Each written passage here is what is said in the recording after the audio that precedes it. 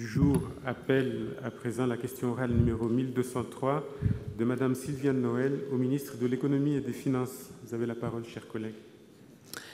Merci, Monsieur le Président. Monsieur le Ministre, après la crise sanitaire, notre pays est frappé par une crise économique sans précédent qui touche l'ensemble de notre économie. Secteur ô combien impacté, l'automobile a fait l'objet d'un plan de relance présenté récemment par l'État. Hélas, force est de constater que ce plan de soutien de l'État apporte très peu de solutions à un pan important de la filière automobile constituée par l'industrie du décolletage. Regroupant 600 entreprises, 14 000 salariés pour un chiffre d'affaires de plus de 2 milliards d'euros, l'industrie du décolletage est confrontée à des défis majeurs. Le plan présenté ne traite que partiellement des questions de fond soulevées depuis plusieurs mois par les professionnels du secteur. Les réponses y sont inadaptées. Par exemple, qu'en est-il des contours du fonds de soutien aux entreprises qui ne sont toujours pas clairs pour les principaux intéressés 2 mois après avoir été mis en place? Qu'en est-il du dispositif de soutien à l'emploi en discussion avec l'Union des industries des métiers de la métallurgie? Ce plan de soutien ne suffira pas à lui seul à aider l'industrie du décolletage, déjà fragilisée par une crise structurelle avec la baisse annoncée des moteurs thermiques, l'émergence des voitures autonomes et la montée en puissance des voitures électriques. Il ne répond pas aux grands enjeux de cette industrie. Pire, il accélère une mutation des motorisations thermiques vers l'électrique qui, lui, offre 10 fois moins de volume en termes de pièces à décolleter. Les entreprises du décolletage ont toujours su prendre leur part au progrès et à l'innovation. Encore faut-il que l'État les aide à passer ce cap difficile et à réussir leur mutation structurelle, comme il l'a fait pour l'automobile et l'aéronautique. Vous l'aurez compris, l'industrie du décolletage mérite un plan de soutien spécifique. Sans ce plan, chaque mois perdu à discuter représente environ 500 collaborateurs supplémentaires mis au chômage. Il y a véritablement urgence à maintenir ces compétences et ces emplois.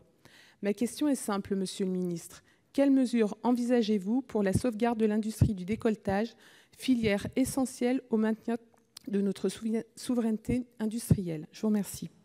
Merci, Monsieur le ministre. Cédric O, vous avez la parole pour répondre.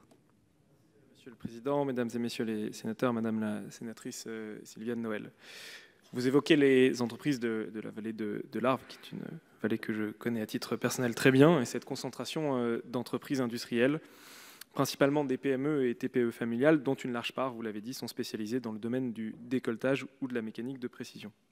Alors, les difficultés de la vallée de l'Arve, elles ne datent pas de la crise du Covid-19. La décroissance du marché du diesel, vous l'avez évoqué, à partir de 2015, a mis en évidence les problématiques structurelles de ce secteur. Une forte dépendance aux véhicules thermiques et une vieillesse relative d'une partie du système de production, ainsi qu'une recherche de diversification trop modeste. Évidemment, la crise du Covid-19 est venue impacter encore plus fortement les acteurs de la vallée de l'Arve. Les entreprises tournent au ralenti et les incertitudes sont très grandes. La plupart de ces entreprises anticipent une probable baisse de leur chiffre d'affaires annuel de l'ordre de 20 à 40%. Les mesures d'urgence mises en place par le gouvernement ont, dans ce cadre, été massivement mobilisées par les entreprises de la vallée de l'Arve. Une part très importante des entreprises a fait appel aux dispositifs d'activité partielle, au report de charges sociales, fiscales et bancaires ou aux prêts garantis par l'État. Si la crise actuelle aggrave encore la situation pour la vallée de l'Arve, celle-ci ne doit pas nous faire oublier les considérations de moyen et long terme qui sont ce qui assurera la pérennité de ces entreprises. C'est pourquoi, dans le cadre du plan de relance du secteur automobile, le nouveau fonds de soutien à l'investissement que vous avez évoqué sera mis en place pour soutenir les projets de diversification, de modernisation industrielle, de transformation numérique, d'amélioration de la performance environnementale des sites de production ou de consolidation qui pourraient être menés par les acteurs de la filière. Des outils inédits, massifs et simples ont été débloqués pour soutenir la filière automobile et partant les équipementiers évoqués. Les acteurs de la vallée de l'Arve doivent pouvoir mobiliser ces financements pour mener à bien leur projet de transformation. Les moyens existent, il s'agit désormais tous ensemble de s'en saisir au mieux pour construire le futur de la vallée de l'Arve. C'est pourquoi, en complément du plan de relance automobile, nous poursuivons également la mise en place d'un plan d'action spécifique pour soutenir la vallée, en collaboration avec l'ensemble des acteurs. Plusieurs réunions ont d'ailleurs eu lieu la semaine dernière, et notamment vendredi dernier en préfecture, pour avancer avec les acteurs de la vallée. L'objectif de ce plan d'action est de proposer des actions concrètes à prendre rapidement et qui permettront, dès la sortie de crise, de s'attaquer aux problèmes structurels de la vallée de l'Arve.